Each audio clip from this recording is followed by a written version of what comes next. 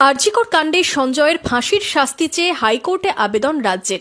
এই নিয়ে মুখ্যমন্ত্রীকে নিশানা অধীরের। সোমবার শিয়ালদহ আদালতে সাজা ঘোষণার পরই মুখ্যমন্ত্রী সমাজ মাধ্যমে জানান, শিয়ালদহ আদালতের রায়কে চ্যালেঞ্জ করে হাইকোর্টের দ্বারস্থ হবে রাজ্য।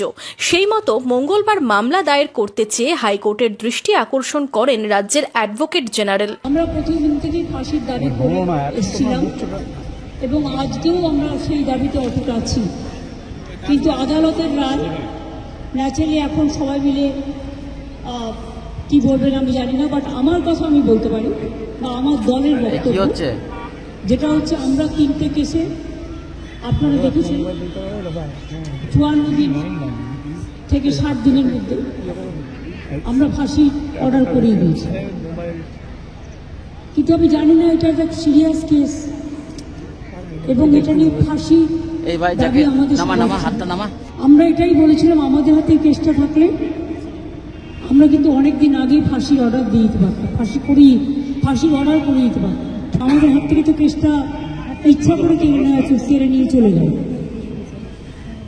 আমরা তো বলেছিলাম আমরা যদি করতে না পারি তাহলে আপনারা সিবিআইকে দিন, আমার কোনো আপত্তি নেই, কারণ আমরা চাই বিচার হোক। এই নরক বিচারদের চরমতম শাস্তি হওয়া উচিত। তবে এই নিয়ে এবার মুখ্যমন্ত্রীকে নিশানা করলেন অধীর চৌধুরী।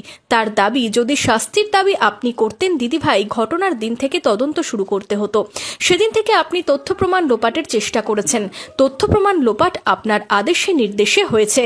একটা গাছের গোড়া কেটে দিয়ে দিদি গাছের উপর থেকে জল ঢালার চেষ্টা করছে, মানুষকে বুড়বাক বানানোর চেষ্টা করছে। দেখো, তোমাদের মতন আমিও কিন্তু শাস্তির দাবি করেছি।